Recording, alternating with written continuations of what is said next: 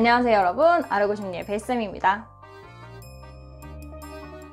오늘은 드라마 너를 닮은 사람과 저의 경험을 토대로 폭력에 대한 저의 생각을 한번 나눠볼까 해요. 저는 요즘 너를 닮은 사람을 보기 시작했는데요. 1화에 보면 미술 선생님이 과도하게 학생을 폭행하는 장면이 나옵니다.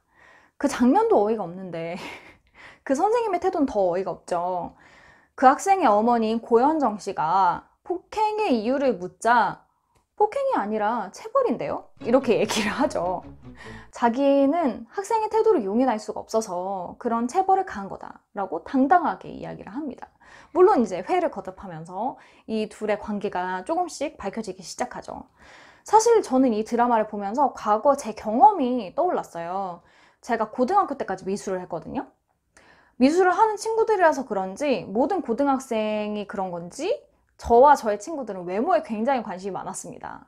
그래서 방학식을 하는 날 파마를 하고 이제 학교로 간 거예요. 방학식이니까 그 다음날부터 방학이잖아요. 그 하루를 못 견디고 이제 파마나 염색을 한 친구들은 저 외에도 굉장히 많았습니다. 이 하루를 견딜 수가 없는 거지. 그렇게 방학식을 하러 운동장에 줄을 쫙 섰어요. 항상 이렇게 운동장 조회를 할 때는 학생 주임 선생님이 학생 사이들을 걸어 다니면서 뭐 태도나 이런 것들 뭐 참견도 하고 말도 걸고 막 이러셨었거든요. 저희 학교 학생 주임 선생님은 남자의 딱 봐도 이제 중압감이 느껴지는 키, 몸무게, 그 덩치를 가지고 계셨어요. 근데 조회 도중에 학생 주임 선생님이 제 앞에 딱 서시더라고요. 저는 고개를 들어서 선생님을 쳐다보려고 하는 찰나 제 시선이 얼굴까지 올라가질 못했어요. 손이 날아갔거든요. 정말 난데없이. 몇 대를 맞았는지 셀 수도 없었어요.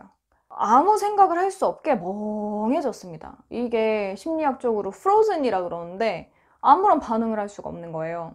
그렇게 때리고는 아마 제 머리에 대해서 이야기를 하고 유유히 그냥 걸어갔던 것 같아요, 그 선생님은. 전 이 이후부터 기억이 좀 온전치가 않아요. 너무 충격을 받아가지고 맞는 순간 친구들의 놀라고 충격받았던 그 얼굴, 표정 이런 것만 이렇게 스쳐 지나가게 기억이 나고 무슨 정신인지 반에 돌아왔는데 도저히 그 반에 있을 수가 없는 거예요. 이게 멍하고 정신이 없고 막 수치스럽고 막 너무 막 복잡한 거야, 머리가. 그래서 책가방을 집어들고 집으로 막 뛰어왔습니다. 집에 도착을 딱 했는데 얼마나 빨리 왔는지 아빠가 막 출근을 하던 길인 거예요. 근데 저희 아빠는 저를 굉장히 사랑합니다. 그래서 아빠 얼굴을 보자마자 아빠가 무슨 행동을 할지 몰라서 아파서 빨리 들어왔다 이렇게 대충 얼버무리고 방에 들어왔어요. 그렇게 아빠를 출근시켜 놓고 엄마는 저희 방에 들어왔습니다. 그리고 무슨 일인지 말을 하라고 해요. 저희 엄마는 확신을 샀습니다. 뭔가 일이 있었다. 그래서 눈물이 너무 나더라고요. 전 그렇게 맞은 적이 인생이 처음이었거든요. 처음이자 마지막이죠. 일단 그 당시에 엄마가 이야기를 듣더니 왜 그 자리에서 부당하다고 그 선생님에게 반발하지 않았냐 이렇게 물어보더라고요. 저는 선생님이기 때문에 아무 말 못했다고 했습니다.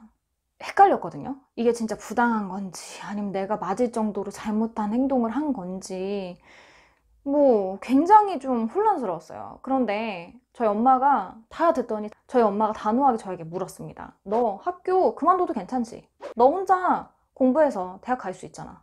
그래서 엄마의 그 말에 말없이 그냥 끄덕끄덕 했어요. 할 수 있다고. 근데 엄마가 지금에서야 말하지만 그때 굉장히 무서웠다고 하더라고요. 엄마가 어떻게 반응하는지가 제 미래에 이제 부정적인 영향을 끼칠 수도 있는 거니까. 그래서 폭력을 당하고 참으라고 해야 하나라고 잠깐 고민을 했는데 그렇게 한다면 평생 이런 문제에 아무 말 못하고 살게 될까 봐 그게 더 두려웠대요. 그래서 바로 전화를 해서 이제 컴플레인을 했습니다. 결국에는 그 선생님이 저에게 사과를 하셨어요. 그리고 저는 졸업을 잘했고 근데 그때는요 지금이랑 굉장히 상황이 달라요. 선생님들의 권위가 굉장히 강했고 남고에서는 학생이 맞는 경우가 다반사였고 그랬어요. 근데 저는 그때 정말 잘못했다고 생각했던 부분이 맞는 거 플러스 모든 사람이 보고 있는 장소에서 맞았다는 게 굉장히 저한테는 충격이었습니다. 저의 경험은 결국 해피엔딩이에요. 그런데 이런 경험을 한 모든 사람이 해피엔딩을 맞는 건 아닙니다. 제가 대학에서 학생을 가르치면서 그때 그 선생님은 도대체 무슨 생각으로 저를 때렸는지 생각을 해봤어요. 아마 그 선생님은 자신만의 대의가 있었을 거라고 저는 생각을 합니다. 본보기로 때렸을 거예요. 그리고 이런 생각을 가지고 있는 사람들은 세상에 아직 도처에 널려 있습니다. 세상이 바뀌었다 그래서 그 사람들이 바뀌진 않거든요. 그분들에게 꼭 이야기를 해주고 싶었어요. 폭력으로 이룰 수 있는 대의는 없다. 당신들이 얼마나 멋진 정의를 세우기 위해서 남을 때리는 건지는 몰라도 그런 정의는 절대 용인될 수 없죠. 저는 그 경험을 통해서 폭력에 굉장히 민감한 사람이 됐습니다. 민감하다는 게 이거 폭력 아니야? 이게 아니고 다른 사람이 다른 사람을 대하는 것, 그리고 내가 그 사람을 대하는 것에서 내가 지금 하고 있는 말이나 행동이 폭력적이지 않은가? 강요하고 있지 않은가? 특히 다른 학생을 가르치는 입장이 되면서 저의 입장에서 그 아이들을 살펴봤을 때 저도 똑같은 사람이 되지 않을까라는 고민을 자주 해요. 그때 타협하지 않았던 저의 엄마의 모습이 제가 지금 범죄 심리를 전공하고 많은 범죄자 그리고 피해자들을 만나면서 중심을 지킬 수 있는 기준이 된 것 같아요. 그런데 이렇게 폭력을 당하시는 모든 분들이 저희 엄마 같은 멘토를 두고 있지 않죠. 그래서 제가 이 영상을 통해서 꼭 이야기를 드리고 싶었어요. 맞아도 싼 사람은 없어요.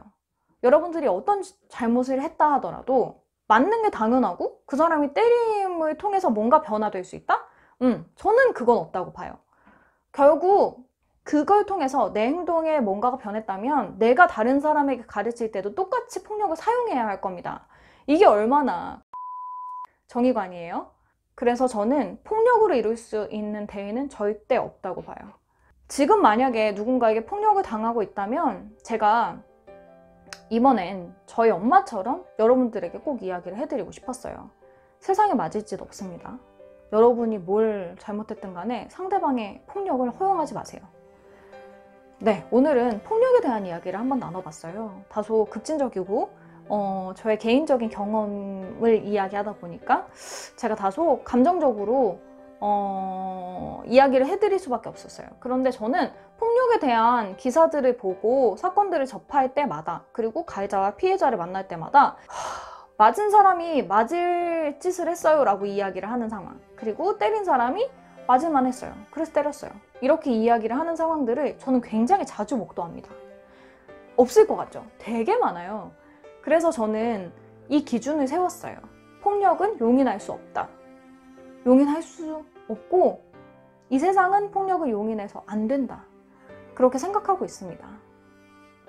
오늘 영상 좋으셨다면 제가 계속해서 영상을 만들 수 있도록 구독과 좋아요, 알림 설정, 환호 부탁드립니다.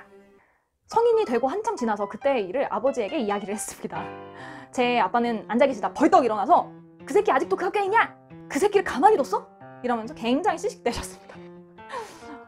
여러분들에게도 제가 이렇게 든든한 뒷배가 되어드리고 싶어요. 다음 영상에서 만나요.